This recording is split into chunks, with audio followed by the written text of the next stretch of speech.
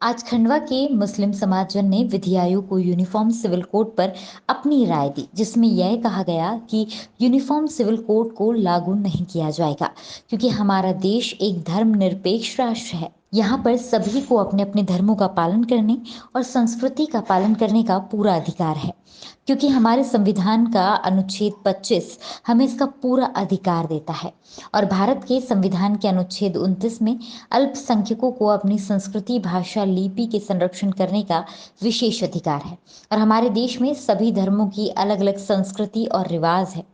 Uniform civil code लागू करने से धार्मिक अधिकारों का हनन हो सकता है। इसलिए हमारी मांग है कि विधि आयोग से यूनिफॉर्म सिविल कोड को लागू नहीं किया जाए। ज्ञापन देने वालों में समाज सेवी आदिल मंसूरी, नासिर खान, वहीद मंसूरी, समीर खान आदि मुस्लिम समाजजन मौजूद थे। संवाददाता शाकिर खान की रिपोर्ट। धर्म संप्रदाय के नागरिकों से अपने सुझाव मांगा कि यूनिफॉर्म सिविल कोड एक देश एक कानून को लागू करना चाहिए या नहीं चाहिए। उसी तारतम्य में हम सभी साथीगण खंडवा के जो मुस्लिम समाजजन हैं यहाँ पर आए हम सुझाव भेजने के लिए। हमारा सुझाव ये है कि भारत एक लोकतांत्रिक देश है। बहुत सारे धर्म भाषाओं को मानने वाले और जानने वाले यहाँ पर लोग निवास करते हैं।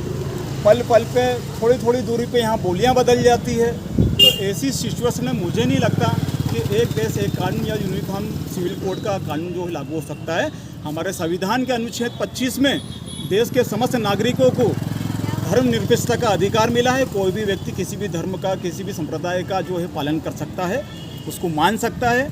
और अनुच्छेद 29 के अंतर्गत अल्पसंख्यकों को अपनी भाषा, लिपि और संस्कृति को लेकर विशेष अधिकार मिले हैं। तो मुझे लगता है कि यदि एक देश एक कानून यूनिफॉर्म सिविल कोड को लागू किया जाएगा तो कहीं ना कहीं इससे गड़बड़ पैदा होगी। तो हमारा सुझाव ये है कि ये जो कानून है इसको लागू नहीं किया जाए, क्योंकि ये मानसिक रूप से देश के नागरिकों को परेशान करने वाला कानून है। बल्कि इसके बजाय मैं तो ये बोलूँगा कि विधि आयोग जो है भारत सरकार का अंडरटेकिंग में कार्य करती है। तो भारत सरकार से मैं अनुरोध करूंगा कि देश में बढ़ती महंगाई, बेरोजगारी जो है इसको पर कार्य करें। हर साल जो मोदी जी ने 2 करोड़ लोगों को, युवाओं को रोजगार देने का वादा किया था, उसको पूरा करें तो यह बेटर होगा। मेरे हिसाब से मेरा सुझाव है, ये हम लोगों का सुझाव है। वो तो ये कहते हैं कि वजह से एक जो है धर्म में एक व्यक्ति 5 शादियां कर लेता है और 4 महिलाओं के साथ कहीं ना कहीं अन्याय करता है। दूसरा व्यक्ति एक शादी करके दूसरी शादी नहीं कर सकता। इस तरह के जो लॉजिक दिए जा रहे हैं इसके पक्ष में, तो क्या आपको लगता है जिन 4 महिलाओं के साथ अन्याय होता है उसके फेवर में समाज नहीं है? ये जो धारणा है, मैं यही बोलूँ, इसको क्लियर करना चाहूँगा कि बिल्कुल गलत है कि महिलाओं के साथ में अन्याय हो रहा है। एक से ज़्यादा शादी करने, विवाह करने का जो व्यवस्था है, यदि हमारी इस्लाम के अंदर देखा जाएगा तो वो उस कंडीशन में है कि यदि वो कोई दूसरी महिला है, उसको हम पालने में, उसका भरण पोषण करने में यदि सक्षम है, वो विधवा है, वो परेशान है, यदि यतीम है, तो हम उससे दूसरा विवाह कर सकते हैं, इस कंडीशन में कर सकते हैं। तो ऐसा कुछ भी नहीं है मेरे हिसाब से। और दूसरा मैं आपसे क्लियर करना चाहूँगा कि जैसे नॉर्थ ईस्ट है, क्रिश्चियंस है, ईसाई है और हमारे आदिवासी भाई बहन, सबका कल्चर अलग अलग है।